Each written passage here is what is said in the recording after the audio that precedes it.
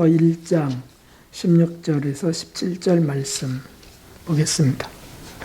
하나님 말씀은 로마서 1장 16절에서 17절 말씀 다 찾으셨으면 우리 한 목소리를 읽으려 합니다. 로마서 1장 16절로 17절까지 말씀입니다. 함께 읽도록 하겠습니다. 내가 복음을 부끄러워하지 아니하노니 이 복음은 모든 믿는 자에게 구원을 주시는 하나님의 능력이 됨이라. 첫째는 유대인에게요 또한 헬라인에게로다. 복음에는 하나님의 의가 나타나서 믿음으로 믿음에 이르게 하나니 기록된 바 오직 의인은 믿음으로 말미암아 살리라 함과 같으니라. 아멘. 할렐루야. 믿음과 구원을 우리에게 선물로 주신 하나님께 모든 영광을 올려드립니다. 하나님의 선물을 받은 당신을 축복합니다. 여러분들과 인사하겠습니다. 하나님의 선물을 받은 당신을 축복합니다. 감사합니다. 어제는 매우 중요한 날이었습니다. 우리 인류의 역사 가운데 또 교회사의 그 역사 중에 가장 중요한 일이었다 이렇게 말할 수 있습니다. 왜냐하면 중세 이후 기독교가 타락해 갈 때 교황과 사제들을 중심으로 해서 심각하게 부패해 갈 때 종교개혁의 불꽃이 피어오른 날이기 때문입니다. 정확하게는 503년 전, 그러니까 1517년 10월 31일 어제 날짜입니다. 그 수도사며 신학 교수였던 마틴 루터가 면죄부 판매, 속죄장 면죄부 판매, 연옥에 대한 교황의 절대 권한 등을 비판하면서 95개 조문의 반박문을 비텐베르크 대성당 문에 붙였던 날이었습니다. 과연 이런 게 성경적인가? 우리 한번 얘기해 보자 라고 하는 것이었는데 그 내용의 중심, 핵심이 뭐냐면 이런 것입니다. 교황이 연옥의 죄를 사할 수 있는가? 사법권을 가질 수 있는가? 연옥에 대해서. 그런 내용입니다. 여기서 연옥이라고 하는 것은 죽은 자의 영혼들이 들어가서 천국, 지옥 가기 전에 하나님 심판대 앞에 쓰게 되는데 그것이 있는 영계의 중간 영역을 말합니다. 이것은 분명히 성경에 나와 있죠. 그래서 성경적인 근거가 있습니다. 우리 함께 읽어보겠습니다. 베드로전 3장 18절. 그리스도께서도 한 번 죄를 위하여 죽으사 의인으로서 불의한 자를 대신하셨으니 이는 우리를 하나님 앞으로 인도하려 하심이라. 육체로는 죽임을 당하시고 영으로는 살리심을 받으셨으니 저가 또한 영으로 옥에 있는 영들에게 전파하시니라. 여기 분명히 보면 예수님께서 죽으셔서 육체는 죽었지만은 영으로 살아나셔서 옥에 있는 영들에게 전파하셨다. 육체는 죽었고 영은 빠져나와서 옥이라고 하는 것, 옥은 갇힌 곳이에요. 갇힌 곳. 그래서 그 옥의 영들에게 전파하셨다. 뭘 전파하셨다는 건가요? 그 바로 다음 장 베드로전 4장 6절에 있습니다. 또 읽어보겠습니다. 이를 위하여 죽은 자들에게도 복음이 전파되었으니 이는 육체로는 사람처럼 심판을 받으나 영으로는 하나님처럼 살게 하려 함이니라. 아멘. 그래서 예수님께서 부활하시기 전 그 3일 동안 죽고 나셔서 바로 옥에 있는 영들에게 가서 복음을 전파하셨다는 복음을. 그래서 죽은 그 사람들의 영을 살게 하려고. 그래서 신교에서는 이게 난해구절입니다. 그런데 예수님을 듣지 못하고 죽은 사람들, 예수님 이전 시대의 사람뿐만 아니고 복음이 전파되지 않은 곳에 있는 사람들에게 예수님께서 동일하게 구원의 기회를 주시려고 복음을 전파하셨다 라는 뜻이죠. 어찌됐든 이 연옥이라고 하는 건 연단받는 감옥이다, 이런 의미를 갖고 있습니다. 정결케 되지 못한 영혼들이 하나님 심판대 앞에서 불로 태워질 것은 태워지고 또 회개할 것을 회개하면서 그렇게 해서 온전케 되어서 천국으로 또는 거부해서 지옥으로 이렇게 떨어지게 되는데, 그곳에 있는 영혼들, 특별히 천국에 올라가는 영혼들이 회개할 죄가 있을 때, 못다한 회개가 있을 때, 그거를 정결케 하시는 과정인데 심판대가, 그런데 교황이 그걸 사할 수 있느냐? 이건 너무 어처구니가 없는 거죠. 또 이것입니다. 구원받는 일에 회개보다 돈이 더 필요한가? 헌금통 안에 던진 돈이 딸랑 소리를 내자마자 영혼이 연옥에서 풀려난다고 말하는 자들은 인간의 교훈을 가르치는 것이다. 어떻게 구원받는 일, 죄 문제가 해결되는 일에 딸랑 떨어뜨리는 헌금이 해결할 수 있느냐? 맞죠. 어처구니 없는 일들이 그 당시에 있었던 것입니다. 또 교황이 그런 거짓 교리를 사제들에게 가르치는 일이 옳은가라고 하는 거예요. 하나님께서 값없이 주시는 사랑으로 구원할 수 없다면, 돈이 필요하다면, 그럼 돈을 받고 구원하는 일은 그게 거룩할 수 있느냐? 구구절절이 95개 점은 다 구구절절이 성경적인 옳은 말씀만 기록해 놓은 것이에요. 그러니 당시에 교황이나 사제들은 얼마나 그것이 불편하고 괘씸했겠습니까? 루터는 목숨 건 종교 대개혁의 횃불을 높이 지켜들었습니다. 그의 나이 34살이었을 때였습니다.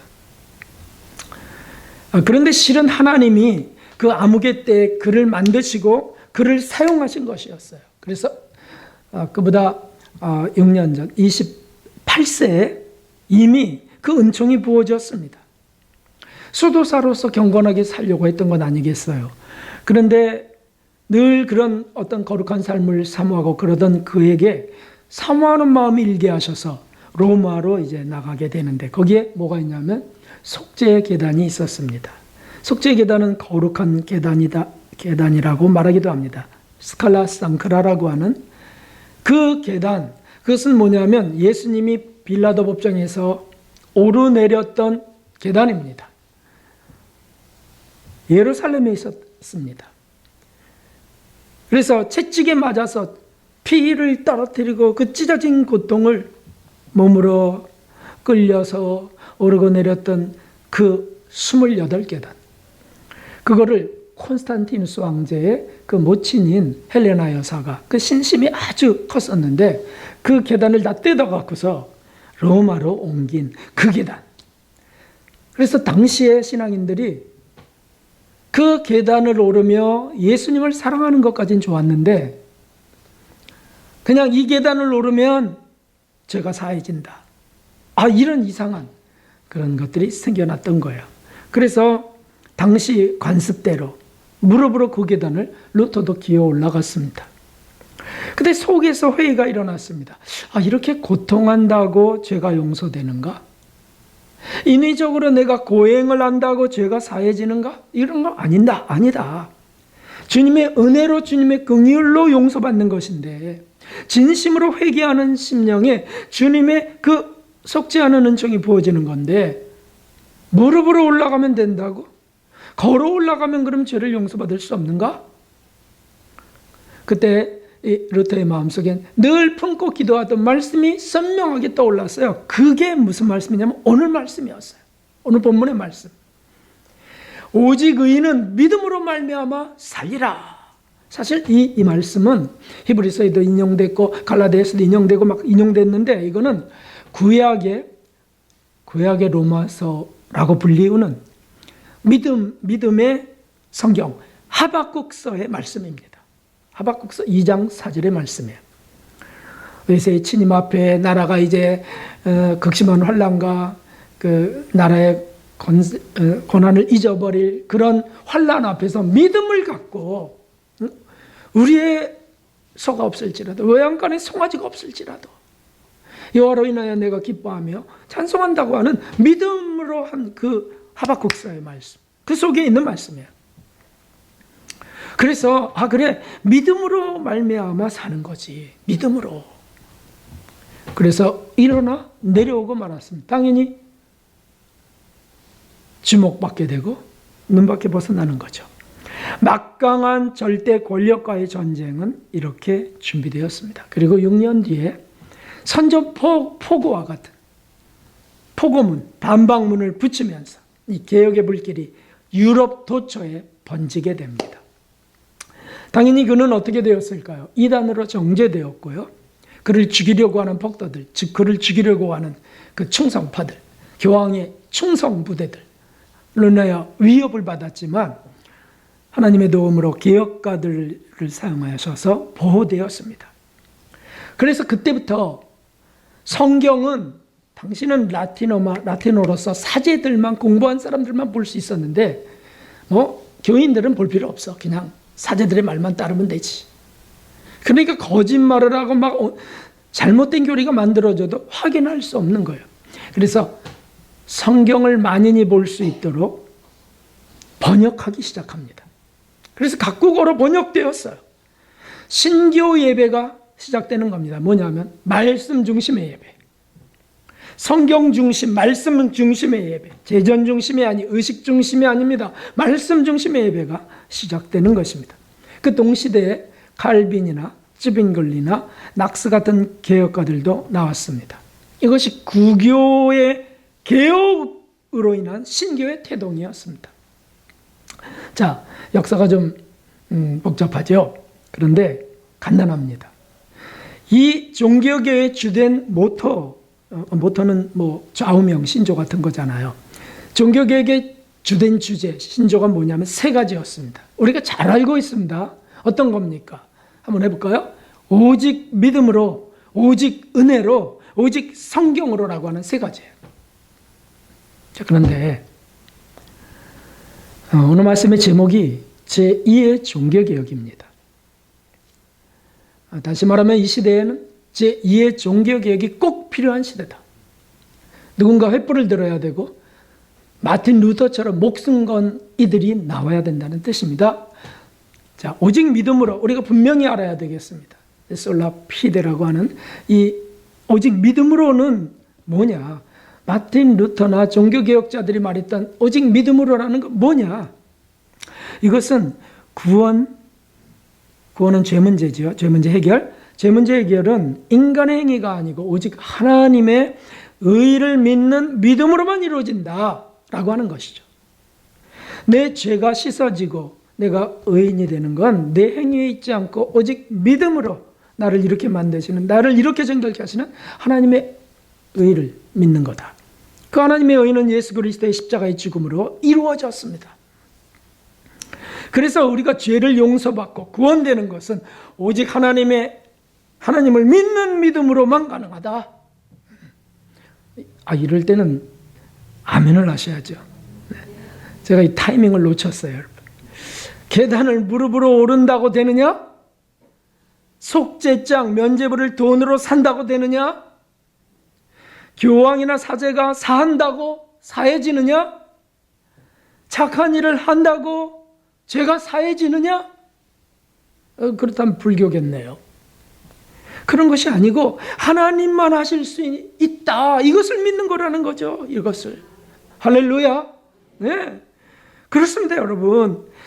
갈라디아서 그 유명한 자유선언문 갈라디아서는 이렇게 되어 있습니다. 2장 16절 읽어보겠습니다. 사람이 의롭게 되는 것은 율법의 행위에서 난 것이 아니요 오직 예수 그리스도를 믿음으로 말미암는 줄 아는 거로 우리도 그리스도 예수를 아는 이는 우리가 율법의 행위에서가 아니고 그리스도를 믿음으로써 의롭다함을 얻으려 함이라. 율법의 행위로서는 의롭다함을 얻을 육체가 없느니라. 아멘, 아멘. 이 믿음이란 말이죠. 이 믿음. 그런데 오늘날 이 가장 중요한 믿음의 교리가 변질되었습니다. 제2의 종교개혁이 필요한 이유입니다. 잠시 뒤에 종합적으로 우리 한번 밝혀봅시다.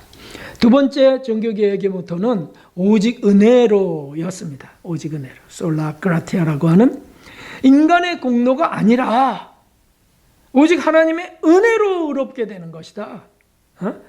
거기에 인간의 무슨 공로 선행이 거기에 섞여버리는 게 아니고 오직 하나님의 은혜로, 하나님의 의인 거룩에 대한 은혜를 말하는 거예요. 우리 죄인을 용서하시고 의롭다 하시고 영화롭게 하는 모든 것이 하나님의 은혜로 이루어진다. 할렐루야. 하나님의 은혜로. 성경에 무엇보다 선명하게 기록한 사도 바울의 로마서에 있습니다. 읽어보겠습니다. 그리스도 예수 안에 있는 구속으로 말미암아 하나님의 은혜로 값없이 의롭다 하심을 얻은 자 되었느니라. 아멘. 우리가 한 게 우리의 공로가 아무것도 없어요. 정말 값없이 받은 거예요. 이 하나님의 은혜를. 11장 6절 만일 은혜로 된 것이면 행위로 말미암지 않음이니 그렇지 않으면 은혜가 은혜되지 못하느니라. 아멘, 아멘. 우리가 구원받는 것도 온전케 되는 것도 다 전적인 하나님의 은혜가 맞다. 맞습니다, 여러분. 어떤 분이 이런 고백을 하더라고요. 앞은 깜깜한데, 앞은 염려할 것도 많고 어찌해야 될 바를 알지 못하는데, 그런데 뒤를 돌아보니까 뒤는 모든 게 은혜였다는 거예요. 맞지 않습니까, 여러분? 우리가 지금 함께 집에서 사는 것도 은혜죠. 네. 남편과 아내가 같이 사는 것도 은혜고, 이 나라에 사는 것도 은혜고, 뭐 그것부터 해서 어찌됐든 하나님이 이 구원의 문제, 천국으로 인도하시는 모든 것은 은혜일 수밖에 없습니다. 그래서 부자 청년과의 대화, 그 유명한 대화 뒤에 부자가 이제 내 소유를 다 팔아 가난한 자들에게 주고 와서 나를 따르라. 그럼 하늘에서 보화가 있으리라 하니까 재물이 많은 까닭에, 재물이 없으면 그건 문제도 안 되는데 재물이 많으니까 근심하며 돌아갔습니다. 그때 예수님 말씀하십니다. 부자는 천국에 들어가기가 어려우니라. 얼마나 어려운지. 약대가 바늘기로 들어가는 것이 부자가 하나님 나라에 들어가는 것보다 쉬우니라. 이런 말씀을 하세요. 그러니까 사람들이 다 의아해하면서 그럼 누가 천국에 들어갈 수 있겠는가? 라고 하실 때 하신 말씀이 우리는 기억하고 있습니다. 그것이 뭡니까? 예수님께서 저희를 보시며 가라사대 사람으로서는 할 수 없으되 하나님으로서는 다 할 수 있느니라. 아멘. 이건 은혜라고 하죠. 죄를 용서받는 것도 은혜죠. 소유를 다 버리라고 하셨어요. 그럼 하늘에서 보화가 있으리라. 버려집니까, 여러분? 버려지냐고요. 근데 그걸 버리게 하시는 분이 하나님이세요. 그래서 돌아보니까 버려진 것들이 진짜, 여러분, 버려진 것들이 있지 않습니까? 돌아보니까 버려진 것들이 있어요. 어떤 분은 친구 관계도 친구 관계도 정리됐어요. 세상적 친구가 하나도 없어졌어요. 주님 중심의 친구들이 생겨나고요. 또 돌아보니까 진짜 소유도 줄어들어가고 있고요.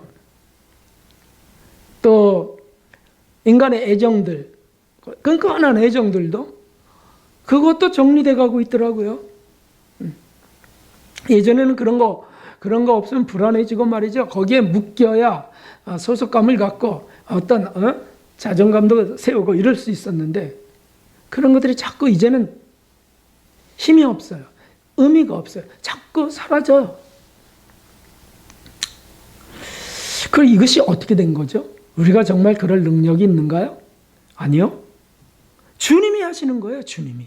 우리 마음에 감동을 주셔서 영적이지 않은 일은 자꾸 십자가에 못 박게 하시고 제거할 힘도 주시고요.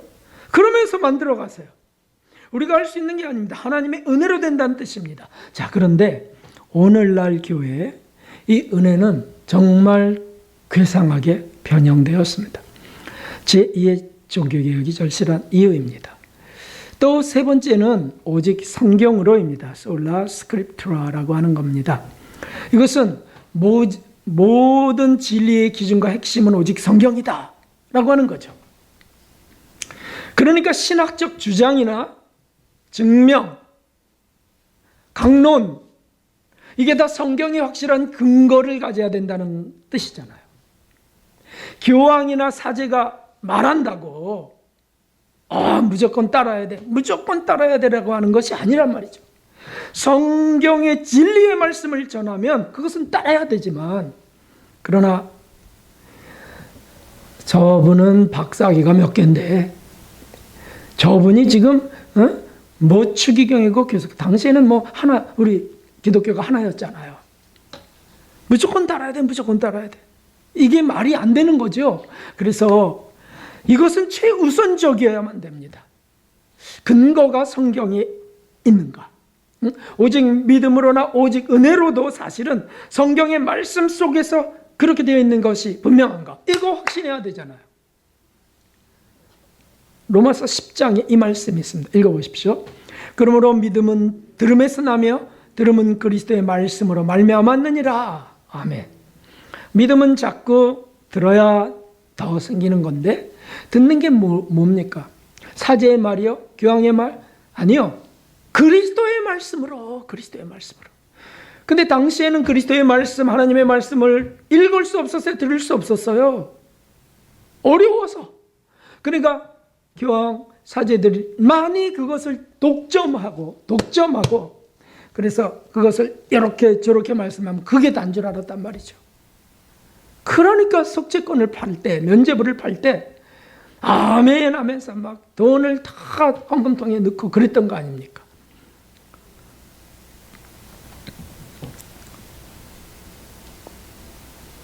성경의 근거가 분명한가? 그래서 그냥 자기 생각에 난 믿음으로 가요. 내 사상과 견해나 어떤 철학으로 그런 것 같고 나는 이렇게 살아갑니다. 아예 여기 하나님이 우리를 시험한다는 게 어디 있습니까? 하나님이 과연 우리를 시험하실까요? 막 그러면서 하나님은 사랑이신데 이렇게만 생각해요. 아니요. 성경에 하나님이 시험도 허락하시고요. 시련도 주시고요. 환난도 허락하신다고 하는 게 여기저기 나와 있는데, 그래서 이 근거가 성경적이냐, 사제만 소유할 수 있느냐? no, 그렇지 않습니다. 그래서 성경의 말씀을 우리가 알아야 사람들의 사상이나 거짓, 교훈에 속지 않습니다. 이것은 신앙생활에 있어서 최우선적인 요소입니다. 자, 그런데 오늘날 교회나 성도들은, 목사도 포함되어 있는 모든 교인들은 자기 마음대로, 상식대로, 상식 아시죠? 이 시대의 상식대로 또는 세상 지식대로 살아가거나 또는 설교하는 일이 다반사입니다. 바로 이것이 제2의 종교개혁이 절대 필요한 이유입니다. 자, 그러면 제2의 종교개혁이 도대체 어떤 건지요? 우리가 하나씩 다시 확인해 보겠습니다. 이거 뭐죠? 네. 이거는 아까 거죠. 네네네. 자, 그러면 이제 제2의 종교개혁이 무엇인지 우리 한번 정리해 보겠습니다. 제2의 종교개혁. 오직 믿음으로라고 했습니다. 현재 교회와 성도들의 대부분의 믿음은 무엇입니까? 마귀와 세상의 유혹과 역경과 싸우는 믿음인가요? 그런 믿음도 있습니다. 그러나 오히려 타협하는 믿음이 더 많지 않은가요? 그래서 환란이 닥치면, 믿음 생활하다 환란이 닥치면 시험 들어버리는 일이 생겨납니다. 왜 내가 신앙생활 잘하고 있는데 왜 이런 일이 나에게 있나? 불행해지면 하나님을 원망하기까지 합니다.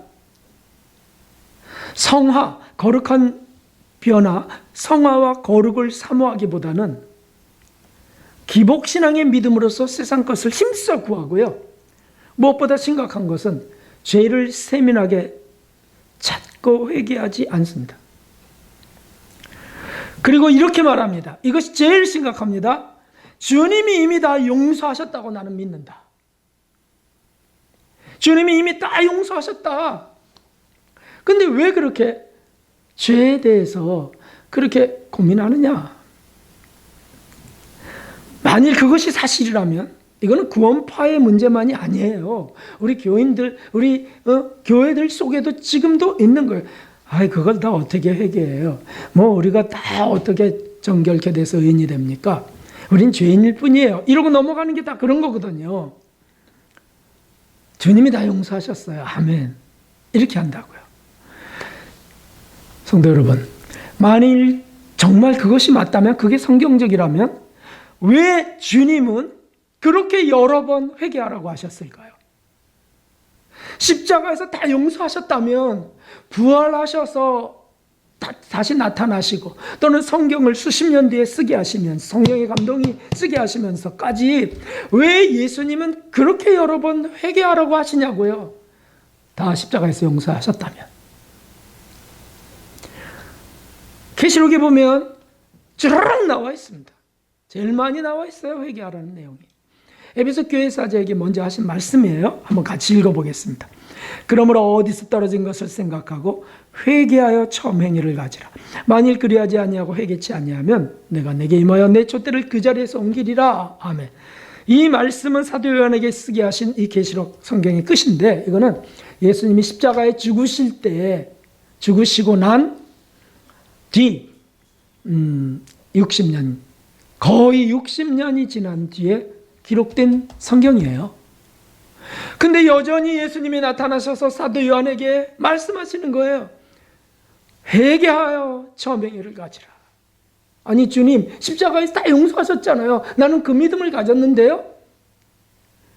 이게 맞지가 않는 거죠. 뭐가 교회에 쓰신 말씀을 읽어보겠습니다. 그러므로 회개하라. 그리하지 아니하면 내가 내게 속히 임하여 내 입에 검으로 그들과 싸우리라. 회개하라, 회개하라. 너희들의 이단적인 사상들 회개하라. 사딕교회 사제에게 하시는 말씀을 두아디라 교회 읽어보겠습니다. 또 내가 그에게 회개할 기회를 주었을 때 음행을 회개하고자 아니하는도다. 교회 안에 들어온 육적, 영적 회개들이 있는데 기회를 주셨대요. 근데 회개를 안 하는 거예요. 내가 직접 싸우리라. 이런 말씀들을 하시는 거죠. 사딕교회 읽어보겠습니다. 그러므로 내가 어떻게 받았으며 어떻게 들었는지 생각하고 지켜 회개하라. 만일 읽게 않으면 내가 도적같이 이르니 어느 시에 내게 임하는지 내가 알지 못하리라. 계속하세요. 7개 교회 중에 2교회만 칭찬을 받고요. 나머지는 전부 다 그게 교회들의 대표였거든요. 초대교회 때. 계속하는 거예요. 회개하라. 마지막으로 라오디게아 교회 읽어보겠습니다. 물은 내가 사랑하는 자를 책망하여 징계하느니 그러므로 내가 열심을 내라. 회개하라. 아멘. 자, 그러면 오늘날의 교회들은, 오늘날의 우리 교인들은 특별히 저기 있는 그 계시록에 이것은 사자, 목사님에게 주신 말씀들이거든요. 그러니까 목사님들을 다 당연히 포함해서 이 말씀에 떳떳할 수 있을까요?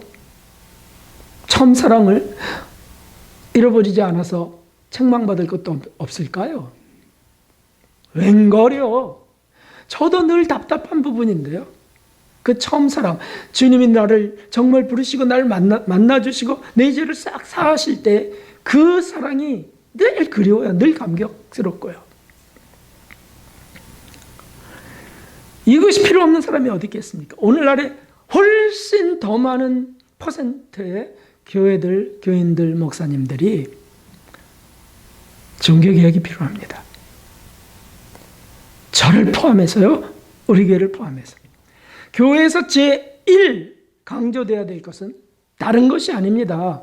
회개입니다. 회개. 설교의 최우선 주제가 되어야 되는 게 회개입니다. 죄가 드러나야 됩니다. 설교 속에, 말씀 속에 죄가 자꾸 드러나고 괴로워야 돼요. 죄인이 죄를 괴로워하지 않으면 어떻게 은혜를, 하나님의 은총을 입을 수 있겠습니까? 그래서 우리가 성경을 읽으며 기도하며 살며 최우선으로 하는 그것이 회개라고 하는 사실을 우리는 고백해야 됩니다. 사실 우리가 용기를 언제 얻습니까? 믿음으로 용기를 얻는다고 해요, 사람들이. 맞죠? 믿음으로 용기를 얻어요. 다 망해도 천국 믿음으로 일어난다고요. 그런데 그럴 때 회개가 빠지면 진정한 용기를 얻을 수 있을까요? No. 그렇지 않아요. 더러운 곳에 뭘 잔뜩 부으면 그것이 부유한가요?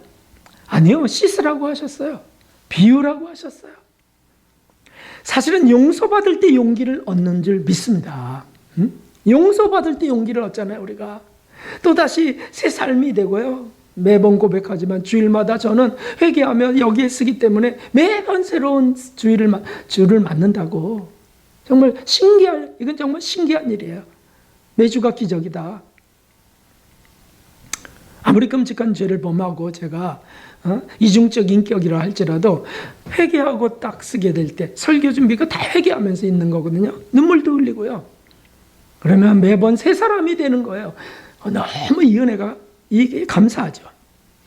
그런데 여러분, 제2의 종교개혁이 필요하다면 그 당시에 503년 전에 부패한 교회들이 행했던 일들, 돈, 헌금을 강요하면서 그것으로 죄를 씻는 일을 우리는 오늘도 발견해야 되지 않을까요? 무슨 뜻입니까? 오늘날에도요, 헌금으로 회개를 대신하며 위안 삼는 일들이 있습니다. 이해가 되십니까? 자기가 일주일 동안 잘못된 삶을 헌금하면서 나는 이제 용서받았다.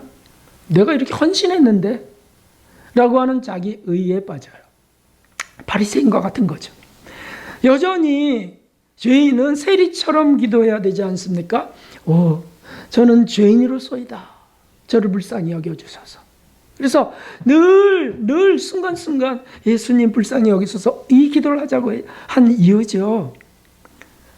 아니요. 헌금이나 봉사로도 위안받을 수 없어요. 스스로 위안할 뿐이에요. 어떤 분은 교회 와서 청소를 싹 하면 이제야 벗어난 것 같아 라고 하지만 그건 상급에 대한 일이고요. 죄가 씻어지는 일은 아니죠. 믿음으로 욕심껏 채우면서 현대 교인들은 구합니다. 그리고 이렇게 합니다. 자기 신념이나 자기 암시를 굳게 붙듭니다. 나는 믿습니다. 이렇게 힘을 줘서 믿는 자는 능치 못할 일이 없느니라. 이 말씀 딱 붙들고요. 믿음으로 되는 거야. 믿음으로. 그것은 주술적 믿음입니다. 우상 종교에 다 있는 그 믿음입니다. 기독교는요, 오직 믿음으로 회개하여 용서받는 종교입니다. 유혹과 싸우고 역경과 극복해가는 것을 역경에서 극복해가는 이것 믿음인데 그 믿음은 회개를 바탕으로 한다는 거예요. 회개를. 이것이 중요하죠. 오직 믿음으로 소망을 갖고 항상 긍정적 삶을 사는 것은 부정적 삶을 회개했을 때 주어지는 은혜입니다. 오직 믿음이죠. 오직 믿음. 그래서 세상을 이긴 이김이 이것이니 우리의 믿음이니라. 이 고백을 하자. 요한일서에서. 그렇습니다, 여러분. 참 이렇게 우리가 살면서 스스로 비참해질 때가 있습니다. 난 성격이 못됐어요. 난 하여튼요, 난 장애인, 정말 장애인이에요. 막 이러기도 하고요. 전 반복적인 죄인이에요. 막 이러기도 하고요. 우울하고 막 비참하고 막 이렇게. 그거 안다고요. 다 알아요. 주님이 아셔요. 그래서 믿음을 선물로 주신 거예요. 죄인을 부르러 오신 거죠. 그래서 우리가 진실하게 그것을 정당화하고 어쩔 수 없어요 이러고 그냥 너절분해지는 것이 아니고, 하나님 저를 고칠 분은 주님이십니다. 저를 치료하실 분 주님이십니다. 저는 그것을 믿습니다. 그리고 회개하는 거 아닙니까? 우리 가정이 참 성경적이지 못할 때 정말 답답해지죠. 어디 가서 떳떳할 수도 없고요. 그것도 역시 구하는 거죠, 믿음으로. 회개하는 믿음입니다. 오늘날 종교개혁은 바로 여기에서 필요합니다. 두 번째는 오직 은혜로라고 하는 모토입니다. 오늘날 이 모토는 사실 성경과 충돌하고 있습니다. 여러분 한번 생각해 보세요. 너희는 세상의 빛이다. 너희는 세상의 소금이다. 너희의 착한 행실로 사람들이 하나님께 영광을 돌리게 하라 라고 하는 말씀과 오늘날 교인들, 오늘날 믿음은 일치되고 있나요? No. 대치되고 있습니다. 현대교회는요, 착하게 빛되게 사는 삶과는 거리가 멉니다. 그러면서 은혜 핑계를 대고 있습니다. 우리가 의로울 수 있는가? 은혜로 되는 거지 라고 하는 핑계를 대고 있어요. 그 말이 뭐냐고 하면, 주님이 살라고 한 삶은 안 살면서 나는 은혜로 천국 갑니다. 은혜로 되는 겁니다. 이러는 거예요. 우리는 죄인이 분명한데, 근데 지금 그런 죄인의 삶 속에 있지만 우리 의로 가는 게 아니고 은혜로 가는 거예요. 그렇게. 그러면 은혜로 가는 거 믿습니다. 아멘 라고 했어요. 그러면 그 은혜는 우리 삶을 변화시킬 수 없는 은혜인가요? 뭔가 모순이잖아요. 모순. 삶의 개선에 의욕도 별로 없고요. 회개조차도요. 뭐 다 은혜로 되는 거지 라고 하면서요. 그냥 앉아 있습니다. 감나무 밑에 누워 있습니다. 죄는 저지르고요. 사람은 미워하고요. 용서는 안 하고도 회개는 안 합니다. 탄식이 없습니다. 탄식. 안타까움을 갖고, 주여 어찌하면 좋습니까? 제 마음이 왜 이렇게 강박합니까? 왜 저기 사랑이 이렇게 부족합니까? 막 이렇게 해야 되는데, 이 성령의 그런 감동을 이렇게 물리쳐 버리는 꼴이에요. 그리고는 뭐라 그러냐면 은혜로 가는 겁니다 라고 합니다. 그것이 은혜가 맞습니까? 그렇다면 은혜는 무능한 은혜입니다. 주님께 정말 따질 수 있어요. 그게 은혜라고요, 주님? 그렇다면 은혜로 다 덮어버리시지. 뭘 그렇게 회개를 강조하십니까, 주님?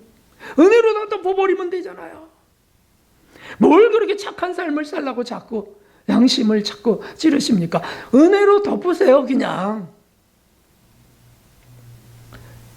그건 말이 안 되지 않습니까? 그래서 제2의 종교개혁이 절실한 겁니다. 오직 은혜라는 은혜의 핵심이 무엇입니까? 그것은 두 가지라고 요약할 수 있습니다. 첫째는 속죄 은혜예요. 속죄 은혜. 우리가 죄를 회개할 때 씻어주시는 속죄 은혜라고요. 그러니까 그 은혜라고 하는 걸 정말 오직 은혜입니다라고 한다면 회개는 반드시 포함돼야 돼. 동반돼야 되는 일이에요. 회개케 하는 것도 은혜인데. 두 번째는 연단을 통해서 우리를 성장케 하시는 은혜입니다. 우리를 익어가게 하세요. 우리를 정결케 하시고요. 하나님 말씀에 순종하게 만들어 가시는 게 연단이죠. 이걸 은혜이지요. 연단은 환난 속에 있습니다. 연단은 불편한 사람과의 만남 속에 있고요. 내가 손해보고 당한 그 속에 있어요. 이런 것들이 다 은혜가 되어서 하나님 어떤 환경을 제시해도 저는 은혜인 줄 믿습니다. 감옥에 들어가도 은혜인 줄 믿습니다. 이렇게 돼야 되는 거죠. 그리고는 계속 회개하고요. 이렇게 사도 바울처럼 고생을 많이 한 분이 어디 있겠어요? 하도 맞아갖고 기절해버리고요. 막 일주일을 코마 상태에 빠지기도 하고요. 그렇겠다고요. 그런데 이런 고백을 하잖아요. 고린도전서 15장 읽어보겠습니다. 그러나 나의 나 된 것은 하나님의 은혜로 된 것이니 내게 주신 그의 은혜가 헛되지 아니하여 내가 모든 사도보다 더 많이 수고하였으나 내가 아니요 오직 나와 함께 하신 하나님의 은혜로라. 아멘. 이것이 은혜입니다. 이것이. 사도 바울은 이 오직 은혜로 정결케 되고요. 오직 은혜로 생명의 합일에 이르고요. 오직 은혜로 순교까지 나아갔습니다. 게으른 삶이 아닙니다. 나약한 생활도 아닙니다. 열심을 내어 회개하고요. 주님의 뒤를 따라가는 겁니다. 그것이 은혜입니다. 그것이 은혜예요. 그런 마음 주시고 그런 의지를 허락하신 이런 게 다 은혜지요. 예수님께 말씀하신 거 우리 기억합니다. 아무든지 나를 따라오려거든 자기를 부인하고 날마다 제 십자를 지고 나를 쫓을지니라 하는 이 거룩한 대명제 예수님께서. 그런데 이거 그런데 여기 자기를 부인하고 십자가 지고 가는 게 뭡니까? 구체적으로 이거 모르는 교인들이 어디 있겠어요? 다 알지요. 그런데 조금만 구체화하면 은혜에서 뚝 떨어져 버립니다. 자 보십시오. 예수님께서 이르시되 아무든지 첫째가 되고자 하면 무사람의 끝이 되며 무사람을 섬기는 자가 되어야 하리라. 아멘. 자, 우리가 직장에서 무사람의 끝이 될 수 있나요? 하급 직원 앞에 존댓말하고 하급 직원을 잘 섬기려고 하는 것인가요? 또 가정에서도 마찬가지예요. 남편은 아내는 남편을 가족들이 내가 끝이 되려고 그렇게 잘 섬기며 그러냐고요. 뭐 신발 하나 돌려놓는 것이나 뭐 휴지가 떨어지면 얼른 채워놓는 것이나 뭐 여러 가지 있어요. 옷이 뚝뚝 떨어져 있으면 걸어놓는 것이나 그것뿐만입니까? 그 상대의 마음을 상하지 않게 하려고 세심하게 살피고 힘을 주려고 그러고 이거 다 섬기는 거거든요. 그런데 오늘날 그렇게 사는가 교회들이. 그럼 왜 욕을 먹는가? 왜 욕은 먹는가? 사실 코로나로 인하여 교회가 욕 먹었다기보다요. 애당초 교회가 꼴이 존경스럽지 못하기 때문에 그런 빌미가 주어지자 터져나온 것이라고 볼 수 있습니다. 원수까지 사랑하라? 아이고 무슨 원수를 사랑해. 고소하지 고소. 70번씩 7번 용서하라? 이걸 어떻게 지켜? 그러면 은혜로 주시는 하나님, 사람이 할 수 없는 걸 하나님이 하신다고 하는 걸 안 믿는 거 아닙니까? 은혜가 그에게 없다는 뜻이죠. 이걸 믿는 거죠. 그리고요, 이것을 이루실 주님을, 정말 은혜로 이끄실 주님을 붙드는 거잖아요. 신앙생활이 그거 아닙니까? 사실 이런 말씀들이 내 삶에서 정말 자꾸 하나하나 이게 실현된다고 하는 것은 기적이고 은혜가 아닐 수 없습니다. 기도의 내용도 바뀌지 않습니까, 여러분? 내용이 바뀌어요, 기도의 내용이. 정말 신기해요, 신기해. 은혜는 우리에게 용기를 주는 것이고요. 행하게 하는 것이고요. 거룩으로 나아가게 하는 것인 줄 믿습니다. 은혜는 내가 살지 못하는 걸 핑계하는 그 대상이 아닙니다. 죽는 곳까지 가면서 희생하고 손해보면서 감사케 하는 선물이 은혜입니다. 은혜. 오늘날 세상과 타협하면서 욕심껏 사는 것을 세상은 성공이라고 합니다. 그렇죠. 그걸 성공이라고 합니다. 그리스도인은 거꾸로 돼야 됩니다.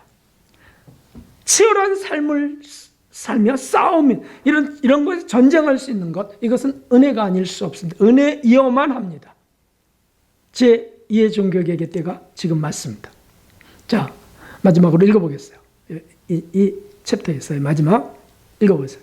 하나님 아버지 앞에서 정결하고 더러움이 없는 경건은 곧 고아와 과부를 그 환난 중에 돌아보고 또 자기를 지켜 세속에 물들지 아니하는 이것이니라. 아멘.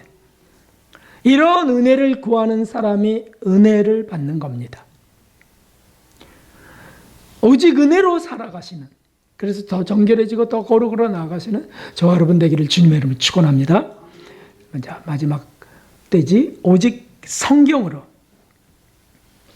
오늘날은 지식이 해박합니다. 정보가 신속합니다. 그러므로 성경을 볼 필요가 없는 시대가 됩니다. 성경이 무시됩니다. 박사의 말이 더 신뢰되고요. 노벨상이나 올림픽 금메달 이런 것들이 더 권위가 있습니다. 엄청 우러러봅니다. 심지어 성경이 고발되는 시대입니다. 실제로 미국에서는 고발 건들이 여러 개 나오고 있어요. 뭐 어떤 거요? 동성애자들도 보호되어야 한다.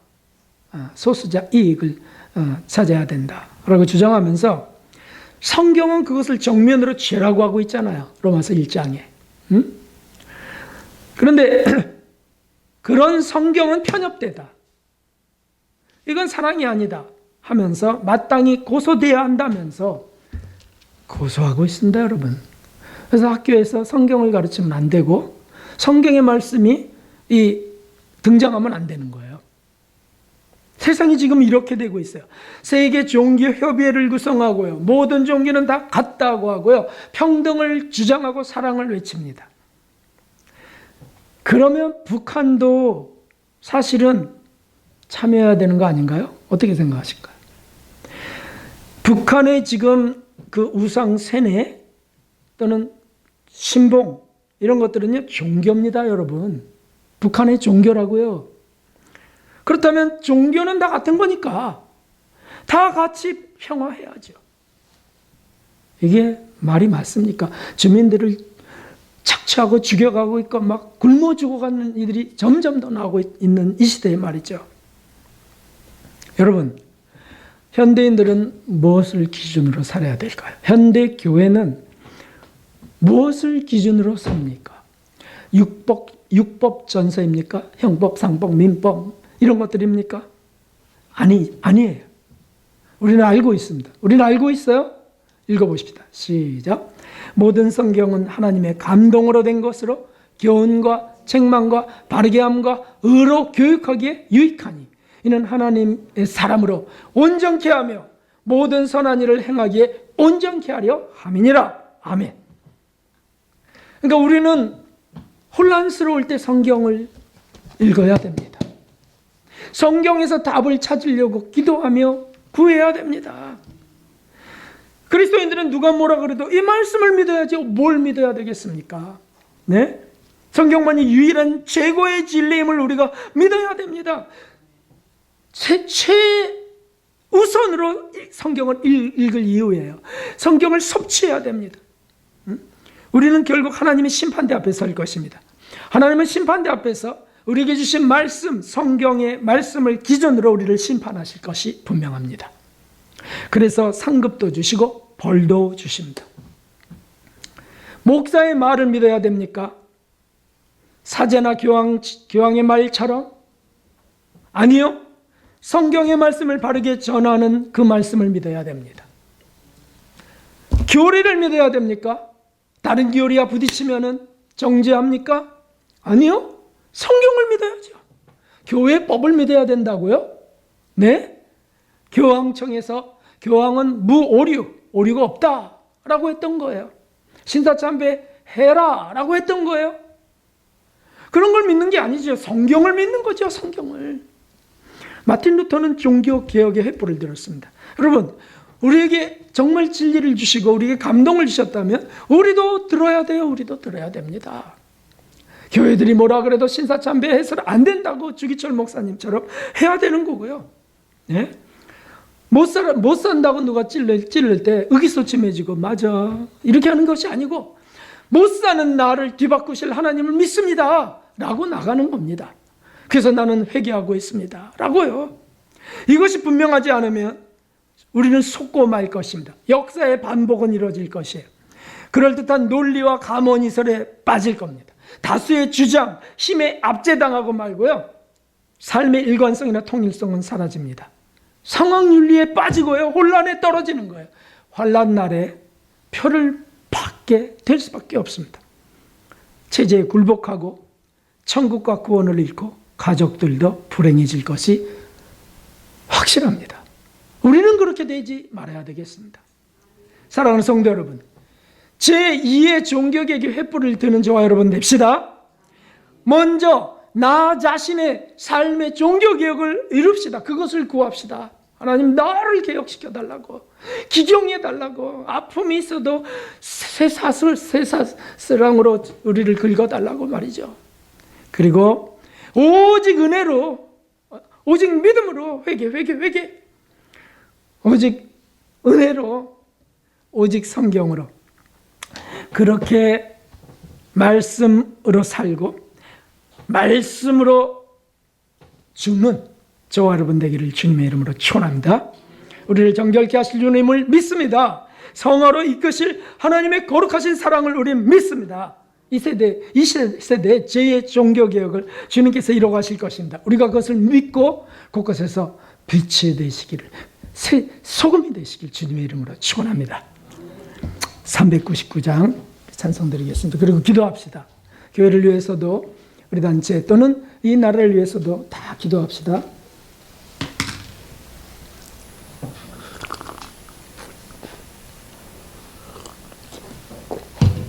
(399장) 박수하면서 하겠습니다.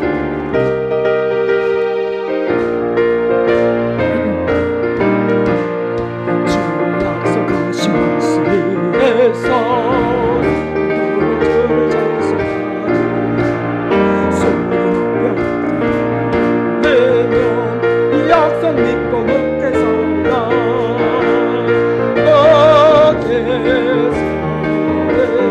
영원하신 말씀을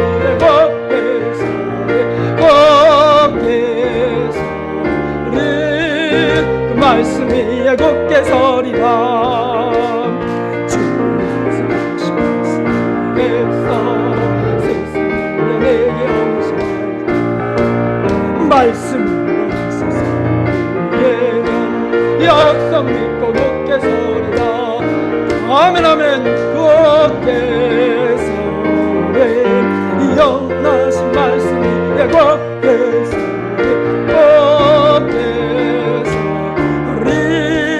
그 말씀이 애곡게 서리라. 약속하신 말씀에서 영원하신 주의 사랑 성령으로 있어서 약속 믿고 굳게 서리라. 아멘 아멘. 영원하신 말씀이 애곡게 서리.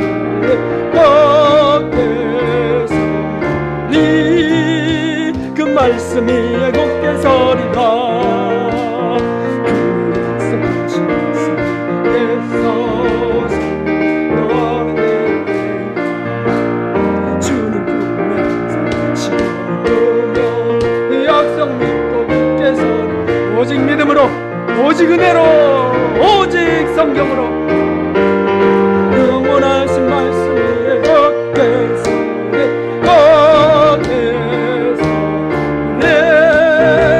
그 말씀이 걷게서 우리 주님을 크게 부르고 기도하겠습니다.